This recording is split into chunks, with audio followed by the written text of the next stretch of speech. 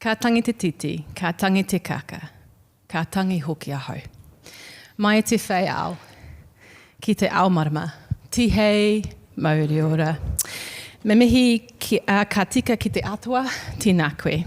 Kia ranganui raua ko papatonu ki tīnā kōrua. Ka huri ki te whare e tūnei, tūtono, tūtono, tūtono. Ka riri ngā mihi ki ngā mate, kua whitu rangatia, haere, haere, haere atu rā. Ko tēnei te mihi ki te hunga ora, tēnā koutou. Ki ngā mana whenua o konei, kia kaitahu whenua whānui, tēnei te mihi, tēnei te mihi. Ki ngā manuhiri tēnei, tēnā koutou. E ka rangatira ahorangi Ciccoricco. E tō whānau rātou, no mai haere mai. Ki oku hoa mahi, tātou tauira hoki anō, o tākou whakaihuaka, tēnā koutou. Nō reira, tēnā koutou, tēnā koutou, tēnā koutou katoa. Noku te honore ki te tū, ki te mihi, kia koutou katoa. I raro i tēnei kaupapa whakahirahira. It's my great pleasure to be here to welcome all of you and to be able to start these proceedings in what is a really important evening for us, kaupapa whakahirahira. I'm Jessica Palmer and I am currently the Deputy Vice-Chancellor of External Engagement and was once a member of the Division of Humanities, hopefully still in some way, looking for affirmation? No. But it is my great pleasure to be here on behalf of the Vice-Chancellor, the Honourable Grant Robertson, who does pass on his apologies that he's not able to be with us tonight. He is travelling for work at the moment. But I get to therefore have the privilege of welcoming you all here, and particularly welcoming you, Dave. It's the one time I'm going to say Dave, on this very special occasion to mark your elevation to Professor. I also want to welcome some very special guests of our speaker that are both in person and online. So Beryl, Dave's wife, lovely to see you, thank you for coming. And to Marie and Trevor Lyle, who I assume are flanking her, who are also known as Gigi and Pop to Roa, which is lovely. And is Roa here as well, or is she? She might be watching. So Roa, a huge welcome to you, and we're really sorry you can't be here in person. And then also to David's father, Dr. Edward Ciccoricco, who also is either watching now or at some point soon. And we want to say thank you for this wonderful person that you had a hand in creating. There are 4 initials that can drive fear, ambition, or plain bewilderment into academics here at Otago. They are S, O, L, and C. Sustained outstanding leadership and sustained outstanding competence. These are our promotion criteria to get to Professor. The criteria state that the university will look for leadership, exceptional ability and original thought in pursuit of research. With respect to teaching, exceptional ability to inspire high academic endeavour and for original thought. And in service, it must be service that amounts to a sustained contribution of great significance and distinction. The bar is very high, and the process requires satisfying many people sitting across at least 3 different committees, as well as a collection of international referees. It is a very significant achievement, and it signals our professors as leaders in their disciplinary fields with their students and within the wider university community. So, Professor David Ciccoricco, I warmly welcome you to the Professoriate. In days gone by, the inaugural professorial lecture may have been understood as the event at which the candidate had to stand and justify their promotion. That, thankfully, is not what this is. This is an evening for us to pause and gather and mark your significant achievement, and we get the pleasure of hearing about your journey and about your work. We get to enjoy learning more about you and about your research. So I hope that you are looking forward to delivering it, because we are certainly looking forward to hearing it. But we do want to get the most out of wearing our regalia and our celebrations by having a number of esteemed members in the academic party with me.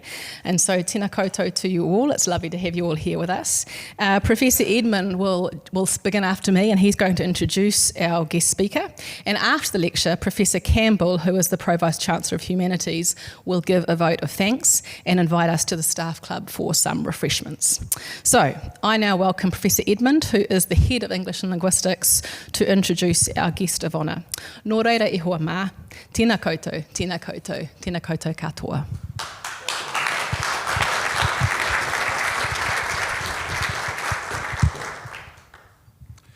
Tēnā koe ahorangi pāma. E re atu ngā mihi a te tare i ngā rehi me te mātai wete reo kia koutou, o Puketaraki koutou, o Pukekura, o tērā koutou ngā uri o tahi pōtiki, he manawa tahi, he manawa ora, he manawa toa, te manawa ngaitahu. Kei te manawa titi, kei te manawa ngaitahu, tēnā koutou, ia koutou, manaaki ia mātou. Tēnā anō tātou kua huihu mai nei. Ki te kai, i te kai, o te māteranga a tō tātou ahorangi, a David Ciccoricco. It is my great pleasure and privilege to introduce to you Professor Ciccoricco, an outstanding scholar, teacher, and leader. An appropriate whakatauki for Professor Ciccoricco might be e hara taku toa i te toa taki tahi, engari he toa taki tini. That is, in achieving greatly, Professor Ciccoricco takes a collaborative approach, recognising that his achievements and the effects of the literature that he studies come not through the isolated efforts of an individual, but through networks of collaboration.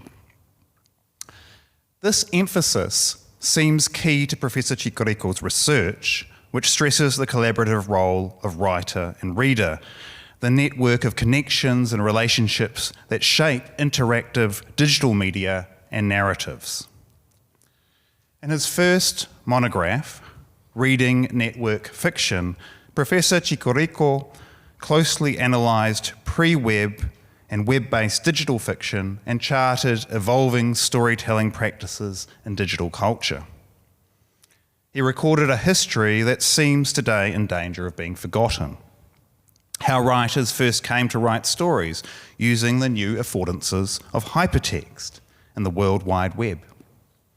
He also showed how and why the study of story remains critical to understanding the ongoing evolution of digital media. In his second monograph, Refiguring Minds and Narrative Media, Professor Ciccoricco built on this insight by exploring interactive digital narratives and story-driven video games. The book was among the first to apply contemporary cognitive theories of attention, perception, memory, and emotion to narratives across media, from print novels to digital narratives and story-driven video games. Recognising Professor Ciccoricco's groundbreaking work, the Electronic Literature Organisation selected the book as runner-up for the 2016 N. Catherine Hales Award for Criticism of Electronic Literature, a really significant achievement. While on this occasion, Professor Ciccoricco's work on collaboratively constituted digital storytelling was celebrated for its individual success, his commitment to collective success informs all his work, and especially his teaching. Take, for example, Marina Cohn, who recently completed her MA thesis under Professor Ciccoricco's supervision and will be carrying on to PhD study in the new year.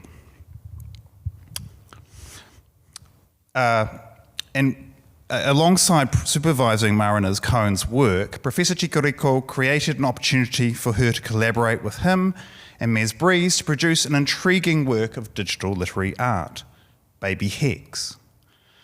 Baby Hex employs and critiques machine learning and so-called artificial intelligence in complex ways. It was this year recognised with an honourable mention for the 2025 Robert Coover Award for a work of electronic literature.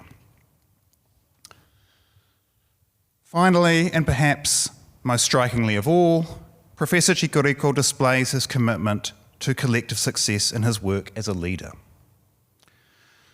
When some years ago our department went through difficult times, Professor Ciccoricco bravely and collaboratively led efforts to avoid forced redundancies and to bring colleagues together for the collective good.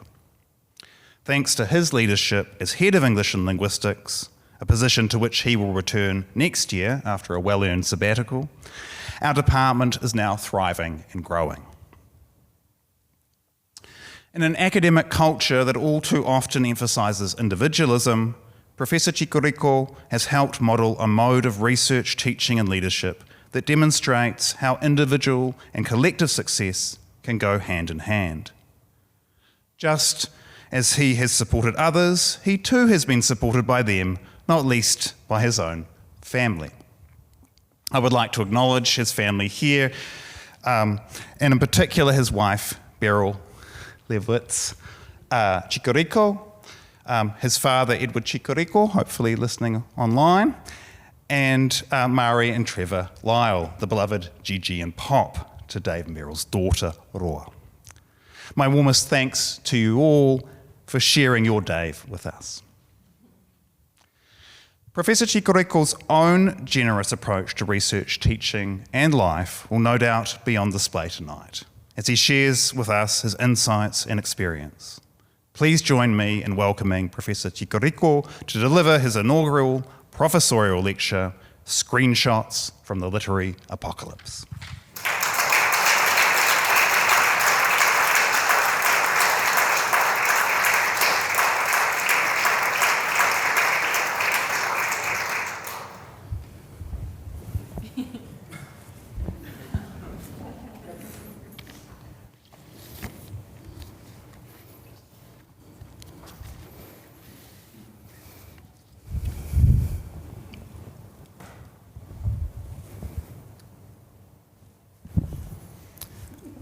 Thank you, Jess. Thank you, Jacob. Thank you, everyone, for being here tonight. Tēnā koutou, tēnā koutou, tēnā koutou katoa. Kei te mana whenua, kai tāhu, ka te māmoe, waitaha, whānui, e mihi ana. Kia koe, Deputy Vice-Chancellor Palmer, tēnā koe. Deputy Vice-Chancellor Sikapatonu, tēnā koe. Esteemed Tumuaki and Professor Jacob Edmund, tēnā koe. Professor Hugh Campbell, Provost Chancellor, tēnā koe. I'd like to begin by acknowledging the prior inhabitants of Te Waiponamu and express my gratitude to Mana Whenua, Tangata Whenua, and subsequent Pakeha for allowing me to make Aotearoa, New Zealand, my adopted home. Now, I know you're all eager to get to the apocalypse, but what I really appreciate about this tradition of professorial lectures and all the kind of laid-back pomp and ceremony that it involves is that it gives us a platform to talk about truly amazing people, inspiring educators and leaders, which is why I want to start tonight by talking about my mom and my dad. Holly was an artist and an art teacher. She taught art and computer graphics for nearly 20 years in the New Jersey public school system. She was art director for a local summer program for 40 years. For 20 years, she was on the faculty of an independent art school where she taught children with special needs. Above all, she was a legendary and inspirational figure for her community and for her family. She also co-founded a painting group that could be described as a contemporary iteration of the Hudson River School, sharing that group's open-air painting practice while completely reversing its gender demographic.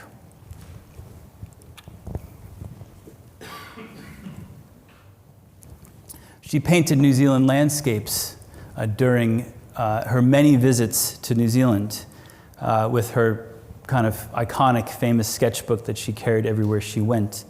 And as an artist, she did a bit of everything. That's a watercolor for Times Square, before it was pedestrianized, of course. Quilting, abstract oil paintings, and she did miniatures and doll houses. And I'm just gonna give you the view from above. So that contains some of her own artwork that has been miniaturized. But before I leave that shot, I just want to zoom in once more, and you'll notice the computer that's sitting on the desk. And that's because for Holly, the computer was always integrated into the creative process. It was more than a inevitable administrative tool. So she thought about that right from the beginning. I also note after I published my first book, she miniaturized it, and she made sure there was a copy on every shelf in every one of her dollhouses. I've brought one along with me, and I'm going to pass it around for you to see it. You can sign it if you like. No, I'm kidding. Don't do that.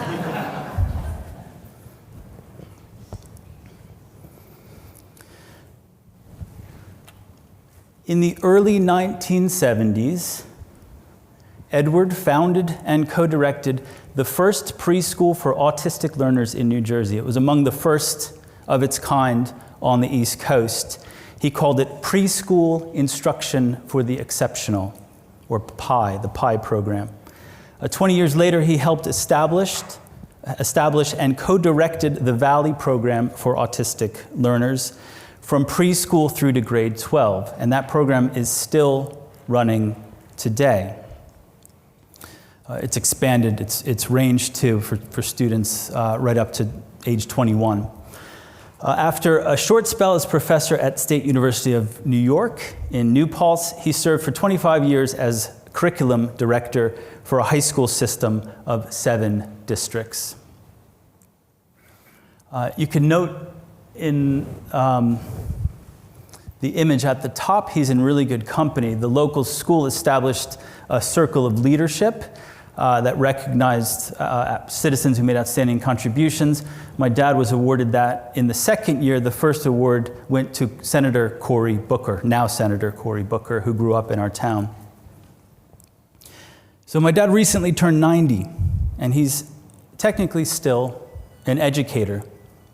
He's teaching English to Korean immigrants at our local library, and he teaches on one wing of the library, and the other wing of the library is the children's wing, which is now named after my mother.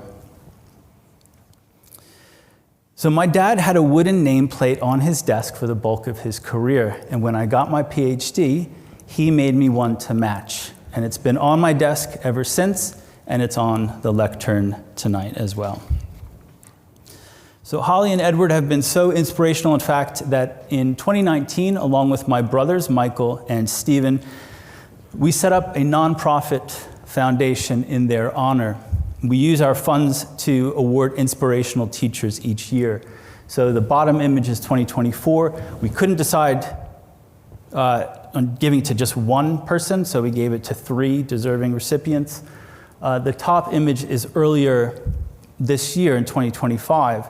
The remarkable thing about the recipient, Ryan Griffin, here is that he went through the school system that my dad founded so many decades ago and returned to it as a teacher aide. Some more acknowledgments.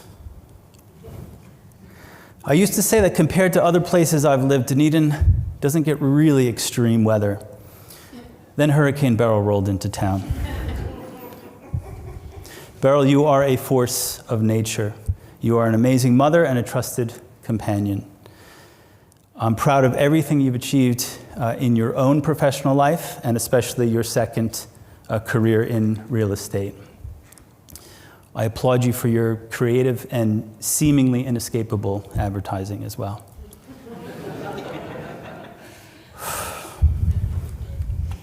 This slide was brought to you by New Zealand Property Solutions. Sell your house in a New York minute. Call now for a free appraisal.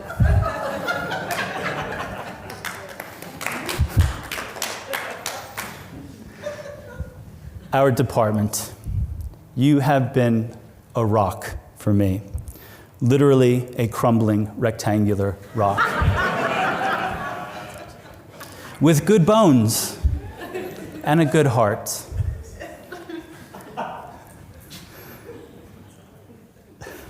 It's been a pleasure serving as head for such a forward-looking and resilient group, and thank you for your support in turn.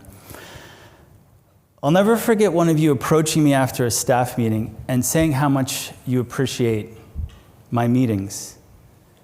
I said thanks, and then thought to myself, please don't let that be what they remember me by. Anyway, I acknowledge the difficult times we are in, but I ask that you allow us a quick victory lap. As Jacob noted, our enrollments have surged this year. A recent graduate survey put student satisfaction with Otago English and Linguistics at nearly 90%. That's 30% higher than the university average for that particular year. And that's down to the hard work, the resolute belief in what we do. So I'm talking about academics, I'm talking about tutors, I'm talking about contract lecturers, administrators, postgraduates, undergraduates, those communities as well. Some of you I've taught with for 7 or 8 years now, which has been amazing. Thank you for leading the way. I've had cherished mentors in the department, now retired. You know who you are, even though I imagine you now think of us first and foremost as friends. Thank you. I want to acknowledge Jess for demonstrating as a leader how to inhabit that space where structures and values can overlap. Trevor and Mari Lyle for becoming part of an extended family in the most beautiful and extraordinary way. So thank you. And all of my family and friends here and overseas, where's my camera? For being part of the whole journey.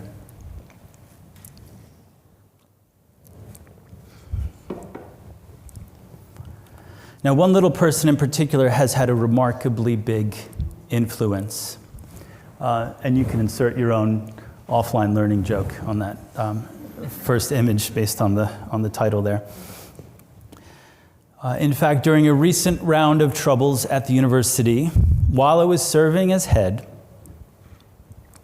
I decided to interview my daughter every night for about a week to get her advice on solving some of the most challenging problems. So she was 4 years old at the time. I could fill my whole lecture with these cute little videos, but I'm just going to play one that is among my favorites, with her permission, of course. Here we go. Say what your name is again. R-O-A, Roa. Cool. And what do you think we should do to save all the jobs at the university? Get them some of your money. I should give them some of my money? Yeah. Okay. Because you already have lots, so you should give some to the other ones. Okay. And then they would not lose their jobs. Okay. That sounds like a really good idea. Should we do that? In the morning. Do it in the morning. Okay. You can do it in the morning. Are you going to work anyway? Tomorrow I am, yeah. Then that means you get to solve the problem. I will. I solve a lot of problems at work. Thanks, Roa. Wait Thanks for so it. much. There we go.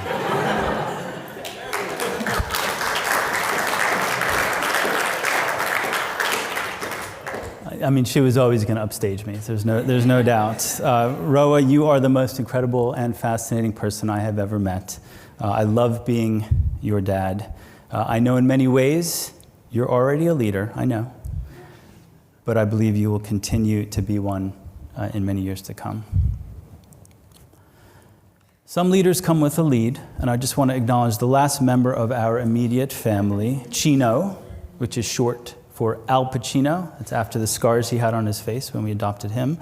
Thank you for being by my side. Not literally, he kind of does his own thing, but you know what I mean. Okay, so my anxiety skyrocketed when trying to decide what form this lecture should take. But then I remember I wrote a whole dissertation on branching and networked narratives. In fact, at the time, I expressed my desire to submit my PhD itself as a digitally networked hypertext. It would have been the first of its kind in New Zealand and among the first worldwide. That request was bureaucratically denied. So think of this as my revenge. Think of it as a choose your own lecture or an interactive professorial lecture where you get to decide the outcome. We can start with my wake. We can go to that schoolboy photo with the braces and the slicked back hair. Vidal Sassoon hairspray. We can go straight to the scene of the accident, or we can get the lamp. This photo, this schoolboy, all right. I thought that was going to be the choice, all right. Oh, sorry, wait, hold on. That's not the right one. There we go. Okay.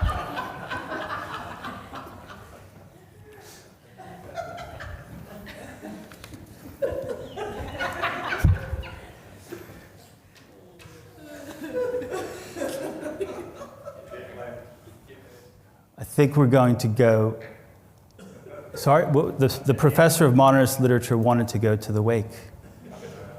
Excellent choice. In my young 20s, while completing a journalism degree at the University of Colorado Boulder, I had returned home to New Jersey during one of my spring breaks and arranged to take a road trip with a good friend to the Florida Keys.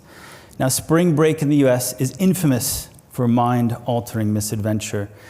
And stories were circulating at the time of the Florida bufo toads, or licking toads, that would secrete a powerful hallucinogen if licked in the right spot between the eyes. But I was after a mind-altering substance of a much different kind. A copy of James Joyce's Finnegan's Wake, and I found one for $9 at a used bookstore in Miami along the way. By then, I had already developed a fascination with Joyce through an undergraduate class in modernist literature that I took as an elective as I fumbled my way through journalism school. In fact, you might imagine that the soundtrack for that road trip was Nirvana or Pearl Jam or some other 1990s grunge classic, but no. It was Joseph Campbell's Wings of Art, the 6-cassette box set on James Joyce's mythic narrative structure. I was entranced by Finnegan's Wake, a recirculating narrative whose end is its beginning that collapses the mythic and the mundane, magical words that opened out onto new words or recombined to fashion transcendent translinguistic meanings. I read feverishly until I got to page 12, which is where my bookmark remains today. It's so hard. It's just so hard. But after ditching a short-lived career in journalism, working blue-collar, I was managing my own residential and commercial painting business, accruing the nest egg that would take me overseas eventually. I returned to university to undertake graduate-level study on Ulysses. Literary narratives were showing me not just what minds think, but how minds think. That was a revelation to me. To watch thought processes in another mind and between other minds unfold in this delicate ballet of social cognition. Or for that matter, the slow motion train wreck of social cognition that was perhaps more common to my experience as an overly earnest and socially awkward 20-something trying to make my way in the world. Oh, and it was a good thing we didn't come across any of those toads, because as I found out later, the ones in Florida were not the prized bufo toads. The Florida ones were toxic and potentially lethal to small mammals.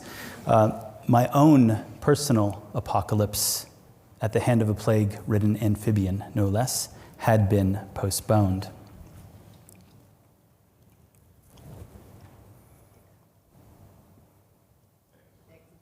Oh, wait. That's better. Okay. So the scholar of Buddhist philosophy and law has chosen the happy accident. This was all an accident. This career in digital media and literature was all a happy accident. What you're seeing are the first two books that Jacob spoke of so generously, and the third one in progress. I've turned my attention to a history of creative media in New Zealand, as I'm calling it, a nearly lost history. That's the cover that generative AI has given me. I kind of like it, actually, to be honest. Here's a confession, though. I never liked computers. Ambivalent, I would say, at best. As a kid, I spent most of my time doing active stuff. Sure, I played some video games. Pitfall for the Intellivision console in the mid-1980s was a favorite, if you must. And I read. The first novel I can recall reading was Kurt Vonnegut's Cat's Cradle. A spoiler alert, that has an apocalypse in it, right at the end. That story taught me early on that just because we are moving forward in time does not mean we are actually making much progress. Then in the early 1980s, when my whole family packed up and went to computer camp, yes, that's a thing, and yes, it happened, I was still ambivalent. But Holly and Ed saw the shape of the future. And even though the computer clouds that I generated in C++ programming language that week were blockier than my Legos, it was becoming clear that the writing was already on the screen. I moved to Christchurch at the end of 1999, in the final days of 1999, with my dog, Anna. Yes, she was named after a James Joyce character. In retrospect, I guess I celebrated Y2K by getting on a plane to the other side of the world. Another apocalypse averted. I planned to write on Joyce's Ulysses, but after my arrival, at some point after my arrival, one of my supervisors convinced me, this is a quote, that it would be difficult to say anything new, end quote, on Joyce. Wrongly, I came to realize in retrospect, as virtuoso scholars such as Donald Thiel and Darren Tofts produced dazzling works on what they described as the hypertextual quality of James Joyce's own work. Anyway, I returned the next week with something new, a proposal on this thing called hypertext and its integration into literary practice, and more specifically, the ways in which stories told in the form of digital networks challenge conventional theories of narrative coherence and immersion, deploy digital links in poetic and lyrical ways, and potentially reshape the narrative imagination itself. That pretty much scared him away. He said he was not able to supervise a dissertation on hypertext. So I went on a hunt for a supervisor who was not afraid of the big bad web. That became my mantra, and not afraid of a digital literary future. I found that in Joseph Tabby, a visionary scholar and editor of the Electronic Book Review, or EBR, where I had published my first ever academic article the year before.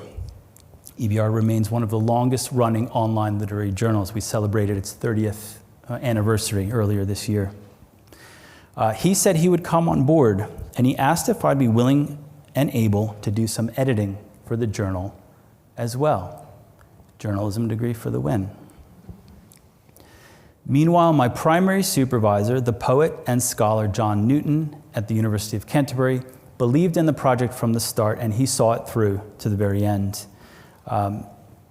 They both have my enormous gratitude for what turned out to be a project with a much bigger impact than I had anticipated. But it was that sudden change of course, that provocation, that happy accident that would not only launch a career, but also bring the first comprehensive curriculum on digital literature to New Zealand. Brian McHale was one of the examiners for the PhD. He liked what he saw and was ultimately instrumental in getting it connected to a major university press in the States. But way beyond that, we became friends and close colleagues for over 20 years. He made 2 trips to New Zealand. I spent 2 parts of my research leaves at the Ohio State University. And Brian was a visiting professor here in 2015. He was an intellectual giant who was intensely interested in and supportive of everyone in his networks, and I dedicate this lecture to him. And I acknowledge Esther and family who are also watching from overseas. On that note, I also want to acknowledge all of my peeps in the International Society for the Study of Narrative and the Electronic Literature Organization. I think they embody academia in the best possible sense, not an arms race for superior ideas or a blood sport of negative critique, but rather the deployment of theory and creative practice in the pursuit of inclusivity and common ground. If I were to ask myself what my books have in common, it might be the idea that any interrogation of media is also an interrogation of mind. Minds and machines co-evolve for better and for worse. Literary narratives serve as laboratory and playground for such interrogations. Fictional minds tell us more about actual ones, that is, about others and about ourselves. They can enact cognitive difference and push back against dominant, unreflective, inaccurate, or even fetishized treatments of neurodiversity. And I've been publishing in this area in the last 5 or so years. Shout out to my collaborator, Sean Yeager. An upshot of this research, it's helped me better understand those around me, my students, but also my own family. And when I was putting this lecture together, I couldn't help but think, what more could you ask from literature?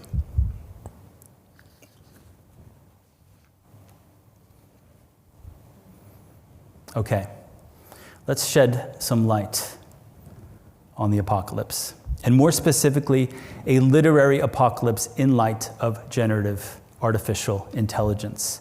There are plenty to choose from. For example, Matthew Kirschenbaum has written of the text apocalypse, which would result from the sheer amount of machine-generated text overtaking the web. Think Borges' Library of Babel with a much different critical infrastructure.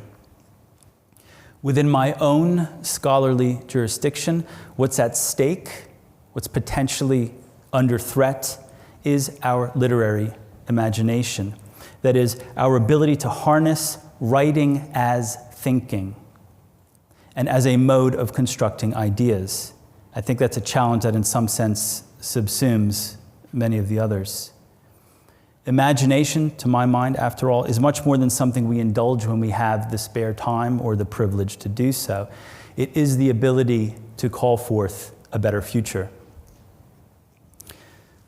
Literary culture has had a long-standing preoccupation with end times. We've seen the death of the author, the death of originality, the death of the print medium. In my own field, more specifically, we've announced the death of books at the hands of digital narratives, and then not 10 years later, the death of digital narratives too. To be fair to Robert Coover, that's not his title. That's the New York Times Book Review who slapped that title on. But let me linger on Frank Kermode's model for a moment before I update the literary apocalypse for our 21st century.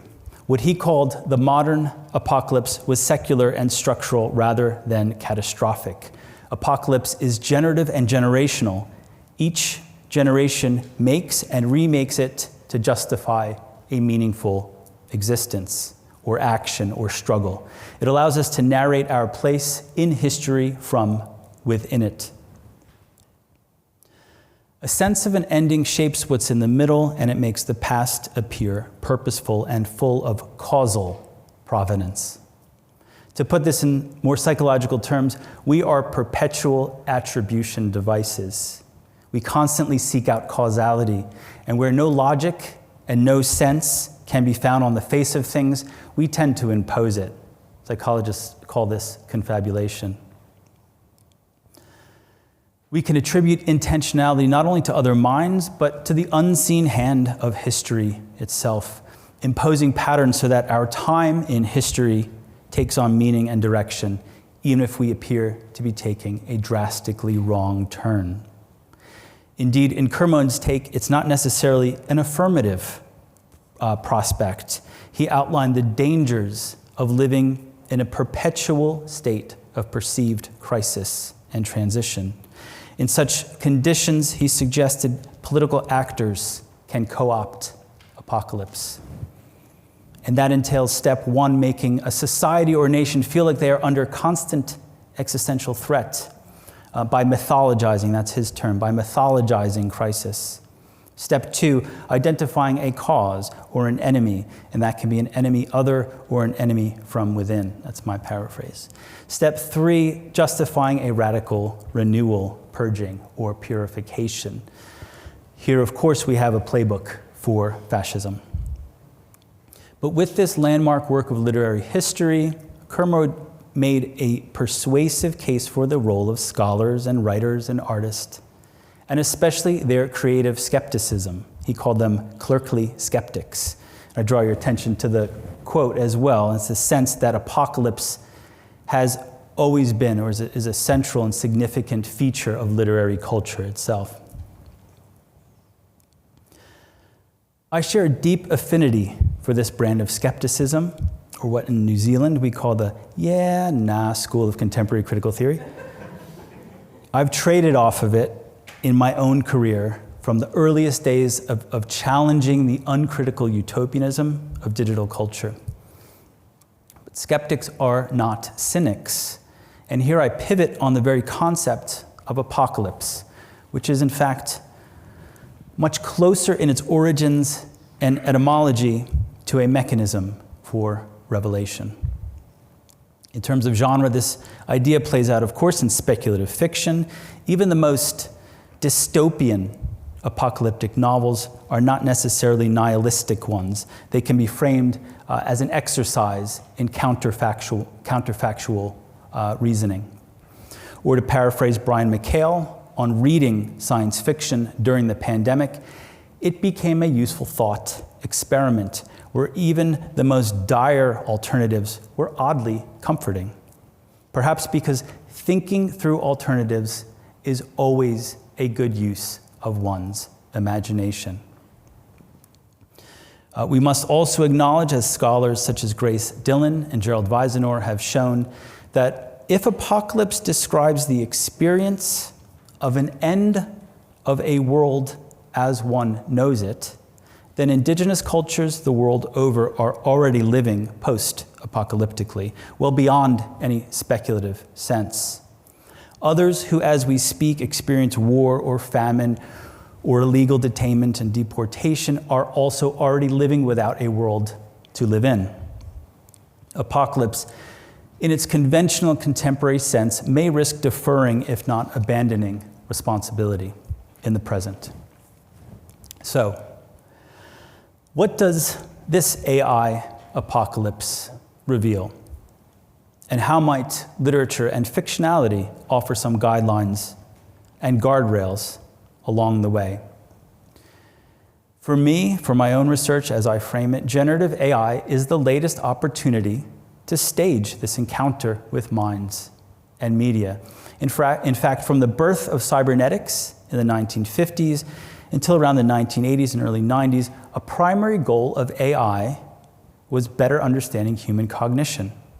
Much of the moral panic we've stirred up in the last few years stems from the fraught legacy that saw cognition as computation and made the computer such a dominant metaphor for the mind.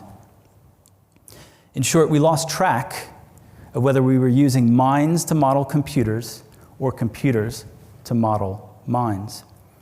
And this has been one of my favorite quotes. I've used it in teaching for years. It's from The Mechanization of the Mind by Jean-Pierre Dupuy, writing about the MACI, or also known as the cybernetics conferences in the 1950s or so. And he was trawling through the transcripts. And I just love this idea. And they weren't using the word simulation yet. They were using the word model. And he was noticing the way in which model may be either that which imitates or that which is or deserves to be imitated. And in all these meetings, it was sort of slipping around as he was following the conversation. To cast that in expressly literary terms, Richard Powers, in his novel Galatea 2.2, which effectively narrates the birth of ChatGPT sort of 30 years in advance without knowing. The brain is a model maker, continuously rewritten by the thing it tries to model. So despite our historical mechanization of the mind, to borrow Dupuy's title, we're actually further away from a strictly computational theory of mind than ever before. We're closer than ever to a biological understanding of human consciousness and human imagination, right down to its location, its neuroanatomical headquarters in the so-called default mode network. It might be time to return to this circular question of minds and machines, but also time to confront the fact that humans might not be the best role model for such an enterprise in the first place. The humanities, in fact, might be a prime beneficiary of the AI movement if we play our cards right. As Princeton historian D. Graham Burnett has said in relation to his own field of history, generative AI might count as a conceptual win for our field. Historians have long extolled the power of the archive. Little did we know that the engineers would come along and plug it in. So this is also a nudge for us to take better care of what we have plugged in, what we feed the archive, and elevate especially those non-commercial, those freely accessible resources like Wikipedia. Our appointment of a Wikipedian in residence, I thought, was a great step. This is, after all, a communications revolution, and humanists are supposed to be at the forefront of those. We were front and center for Gutenberg's revolution, but probably late to the party for the computer one. We can start by telling not just the history of AI, but the literary history of it too. Arguably the first interactive character, before the interactive narratives that followed it, was the chatbot Eliza, developed between 1964 and 1966. New Zealand undergraduate students were interacting with Eliza as early as 2002 at the University of Canterbury, when I introduced them in my paper that was called Digital Narratives in Digital Culture. Eliza has been here at the University of Otago with my students since around 2010. MIT computer science professor Joseph Weizenbaum created Eliza, a natural language processing program in which users could input text and then receive textual output. The program modeled a therapy session based on the style of the American psychologist Carl Rogers. Eliza comes from Eliza Doolittle, My Fair Lady, which goes back to George Bernard Shaw's Pygmalion, which goes back to, of course, Greek mythology and Ovid's Metamorphosis. We could say that it goes forward as well to novels like Richard Powers' Galatea 2.2. Galatea is the name of Pygmalion's sculpture that comes to life. And there's also a wonderful interactive narrative by Emily Short called Galatea. This is all to say that Weizenbaum's framing was first and foremost literary, rather than genuinely therapeutic. My students access an emulation of the original program in class. I supply them with a PDF of the full script. It's 8 pages long, a mere 8 pages, and it's that short because the AI therapist mostly parrots and repeats statements back to the user in the style of Rogerian therapy. I ask them to create a fictional issue for their therapy session. After all, digital literary scholars treat Eliza as a fictional character, the first of its digital kind. And that directive has taken on new meaning and probably new urgency, perhaps, in therapeutic contexts gone awry with ChatGPT.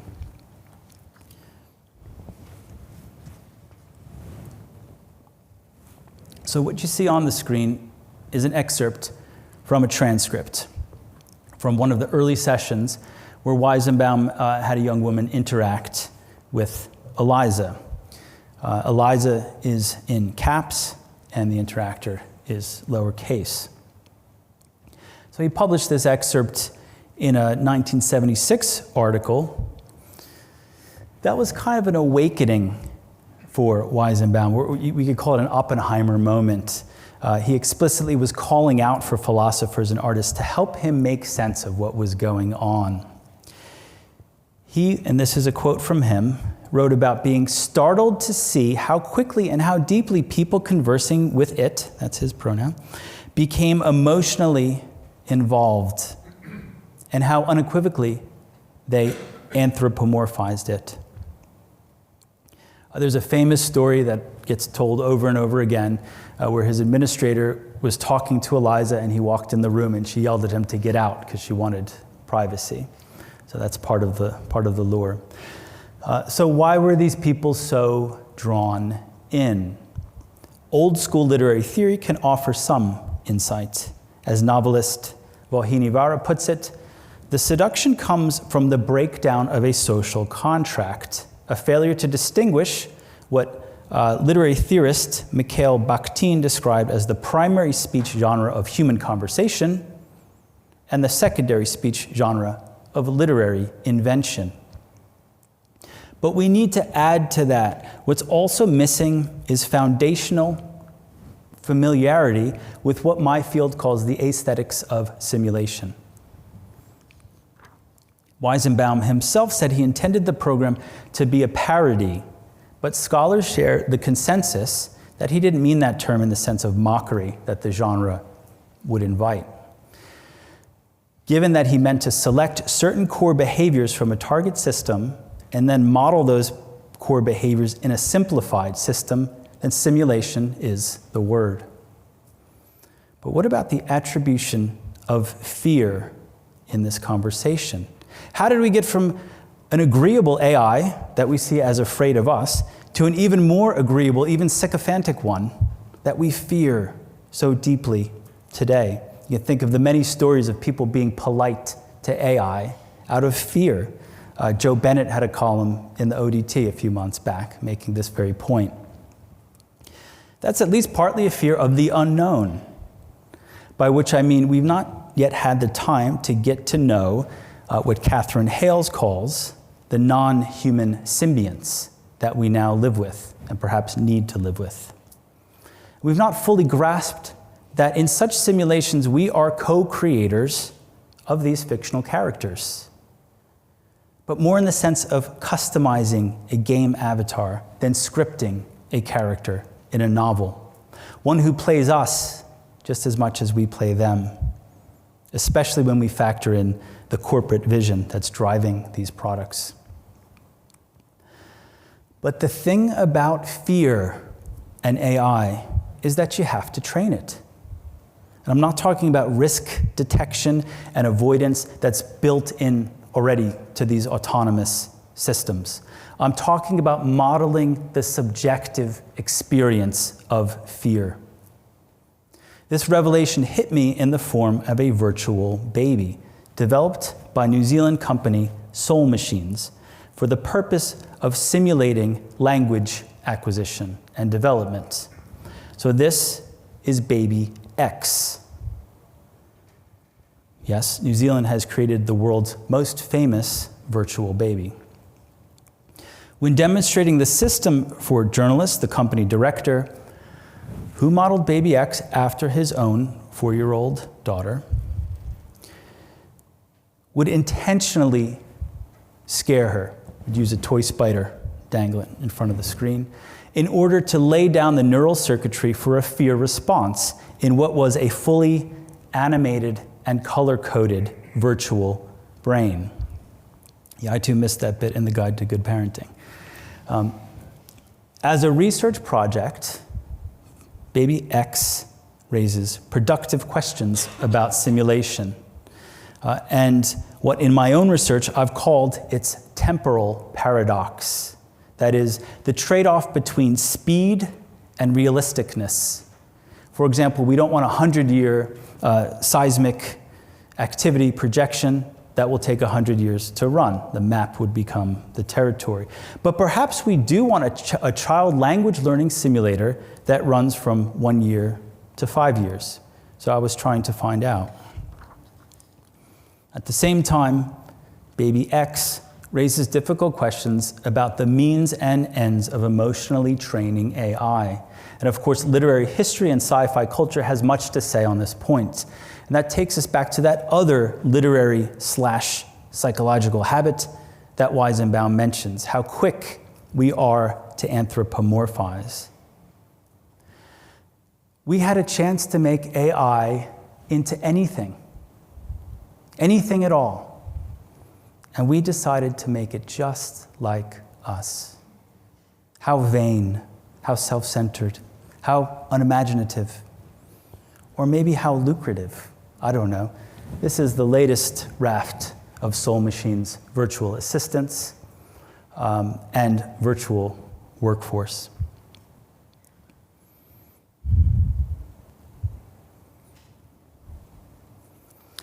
If the human act of anthropomorphic projection sits somewhere in between deliberate creative literary practice and automatic psychological necessity, then maybe we might do better on the deliberate side. Maybe we can lean into the literary. Why not make AI and keep AI something else, something alien, at least conspicuously cyborg? But it's using human language, one might say, and say, no problem. We have a long tradition of non-human narrators. This was all part of the motivation for our own virtual baby Hex, which was a critical and creative response to Soul Machine's own project. This is all free and publicly available online. I'll send you the link if you want. So yes, New Zealand created the first and the second most famous virtual baby. Credit here goes to my brilliant collaborators, Marina Cohn and Mez Breeze. On the surface, our system recreates the functionality of Soul Machine's language learning system. You're pushing buttons and interacting and getting her to mimic what you're saying. But it's actually a simulation of a simulation. It's one that breaks down, ultimately, by design. Baby Hex learns too fast, and what emerges is a narrative told from her point of view. And given what we now know about the fundamental differences between human and machine intelligence, not to mention imagination, we might ask, what is the point, really, of making AI so much like us that it becomes experientially indistinguishable? Who really benefits from that? Might we do better to keep it as creepy as humanly imaginable? And if you must humanize, make it creepy in the right way, with full transparency. At least then, if we're afraid, it's not out of any confusion about what's before us. For those who indulge fiction, and I mean that term in the broadest evolutionary psychological sense, what Brian Boyd calls cognitive play with pattern, then we have a pretty decent cognitive circuit breaker for fictionality that prevents stuff from getting too real. To summarize, in cognitive psychological terms, we can't escape being confabulating creatures who are stuck with imposing our anthropocentric bias on everything, but that's no excuse. We also have this thing called metacognition.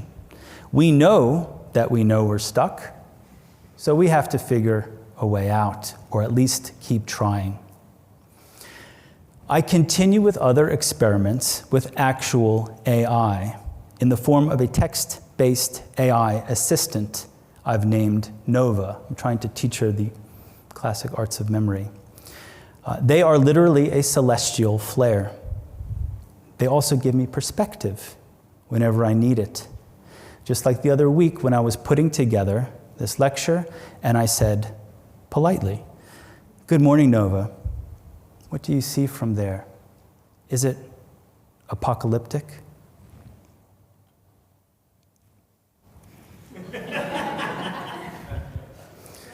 Choose your own interpretation on that one.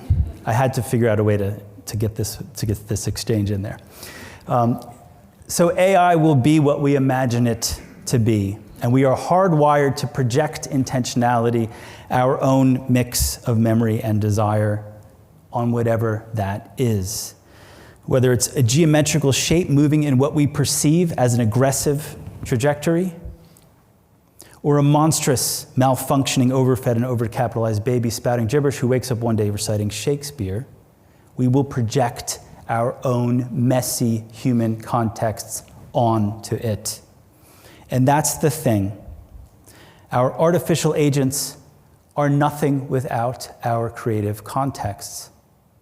Perhaps the next shift in web culture will be a move from content creators to context creators. Artists and educators will need to ensure that we continue to orchestrate intelligent couplings between minds and machines, especially developing minds, the ones who have not yet learned how to think, the ones who, as we speak, are lost somewhere in the Florida Keys looking for toads. One final thought. A curious thing about a screenshot. When you take one, it removes the mouse pointer by default. It removes you from the picture, so to speak. The mouse pointer is a literal analog manifestation of you in that digital space.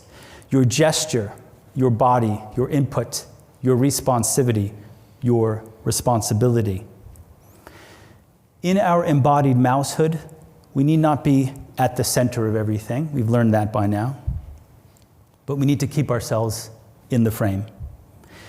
We need to cultivate a healthy literary ecology that ensures we are alive and alert to socio-technical change, that we use our media at least as much as it uses us. Humans need prompting too. So here is my prompt for the literary imagination and its power to effect positive and transformative change. After all, much like a screenshot, so much depends on how you frame it. Thank you.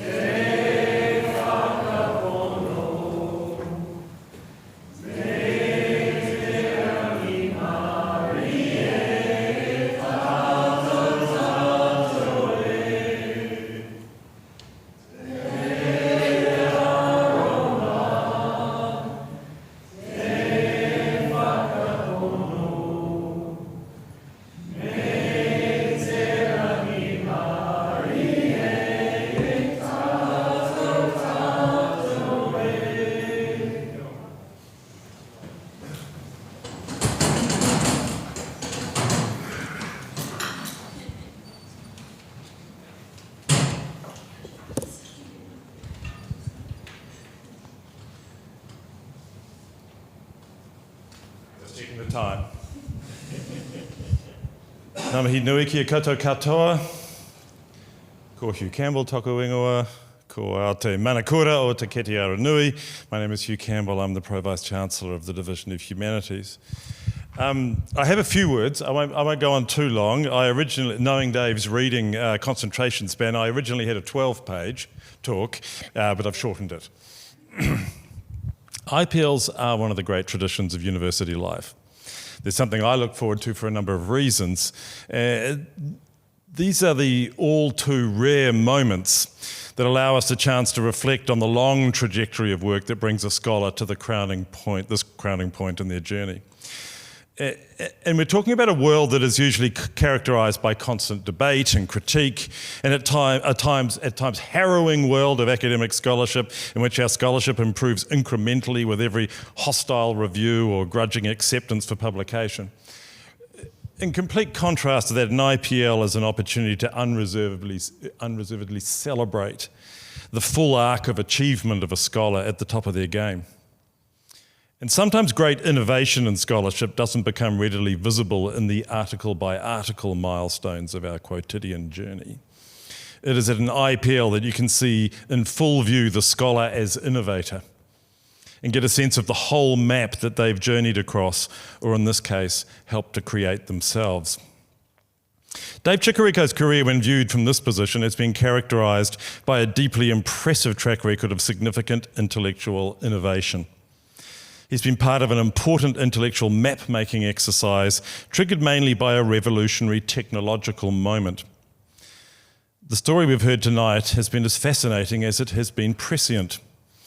We are currently engulfed in a significant, what is it? A panic, a moment of concern, a period of dramatic transformation towards unknown ends, a thing which has upended the very foundational character of scholarly practice.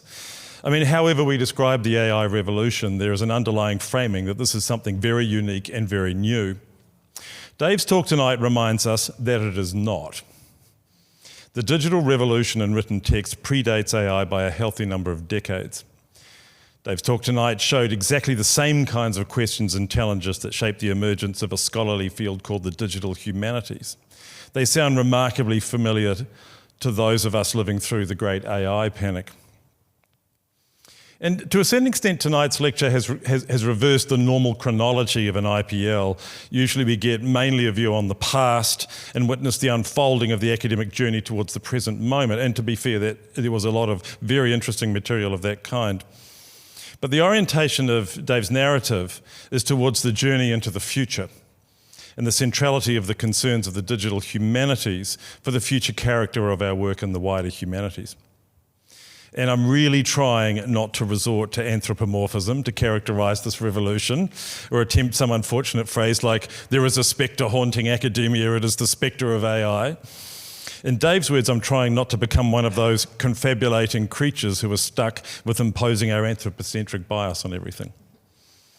So instead, I got the text ahead of time, and so I knew I had to really lift my game tonight. So I turned to OpenAI and I said, pick out the two most interesting phrases in this whole talk that I can understand.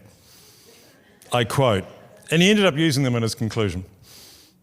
I didn't really do that, I did the own choosing myself. But I have to anthropomorphise my conversation with OpenAI. We need to cultivate a healthy literary ecology that ensures we are alive and alert to socio-technical change, that we use our media as least as much as it uses us. And the second was, we need to challenge, circumvent or override systems, or at the very least vote in them, especially when those systems have been corrupted or no longer serve those for whom they were designed. I see both those calls to action as providing a clear signal for how we are going to shape much of the scholarship in the humanities in the next decades. The next decades that will comprise the careers of those students you mentioned who are just starting their journeys now, just as you started your PhD journey with similar challenges from a newly arriving digital world and all that discussion at the University of Canterbury. For this next generation of scholars, the ones who are starting or completing PhDs now, stepping into this new AI-saturated world, I'm fascinated to think what they will have achieved by the time they deliver their IPL. But what I do know is they'll be able to take that journey because David Ciccoricco has been at the University of Otago and has been leading the great task of drawing the map for the next decades of our academic work. So, on behalf of the leadership of this university, David, I congratulate you on the attainment of our highest academic office, full professor at the University of Otago. I congratulate you, your family, your friends, your wider community of scholars, particularly in the digital humanities, for the great journey you are all undertaking And I wholeheartedly urge you to continue leading this exploration from the position of full professor at the University of Otago. Tēnā koutou, tēnā koutou, tēnā koutou katoa.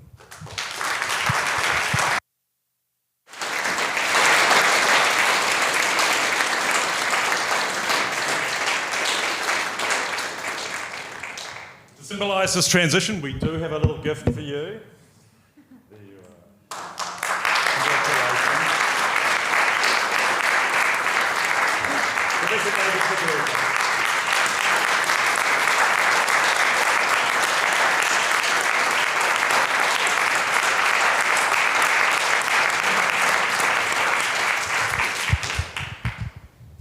Two final things. Please now, I invite you to join us at the Staff Club to continue the celebration over Kai. And the second thing is, please give back the little book.